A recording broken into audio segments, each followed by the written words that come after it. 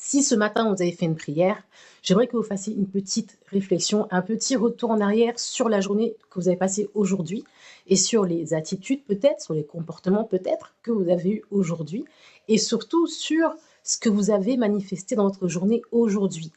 Oui, je parle à la fois de foi, je parle à la fois de religion et je vais parler également à la fois de manifestation selon les principes de la loi de l'attraction. Parce que effectivement, je fais le lien.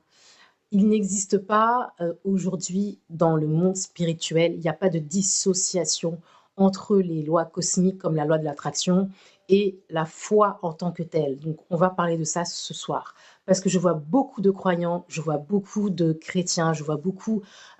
j'observe beaucoup et je suis arrivée à un stade où j'ai vraiment envie d'échanger avec vous sur le sujet. Si vous êtes aujourd'hui croyant, chrétien, que vous pratiquez votre foi, et que aujourd'hui dans votre vie, votre quotidien n'est pas le reflet de la grandeur du divin qui est en vous, c'est-à-dire que vous n'avez pas manifesté la relation amoureuse harmonieuse que vous souhaitez, vous n'avez pas la situation financière que vous souhaitez, vous n'avez pas la situation professionnelle que vous souhaitez, peut-être même c'est des problèmes de santé récurrents, bref, vous avez des difficultés à manifester une vie qui est à la hauteur du divin qui est en vous, c'est le moment d'écouter. Donc,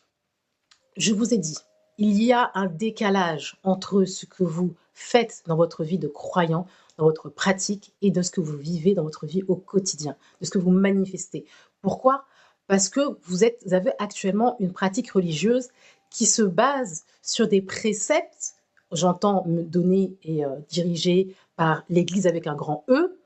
qui ne vous poussent pas à transformer votre être intérieur, à transformer votre esprit, à transformer votre mindset. On parle beaucoup quand vous allez à l'église, on parle beaucoup d'être né de nouveau. Pour certains qui sont dans les enseignements évangéliques, on parle beaucoup de l'Esprit Saint. Mais moi, ce que je m'interroge, je veux savoir, vous, aujourd'hui, comment vous vivez dans votre vie cette relation avec l'Esprit Saint? Comment vous manifestez dans votre vie cette, cette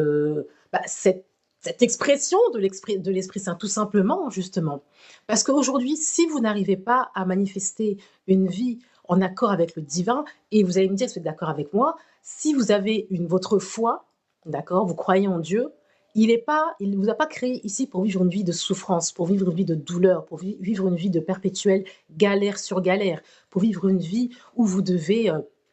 finalement trimer en fait pour pouvoir avoir ne serait-ce qu'un semblant de satisfaction dans votre vie. C'est pas en fait c'est pas le but promis, c'est pas l'idéal, c'est pas l'intention du divin.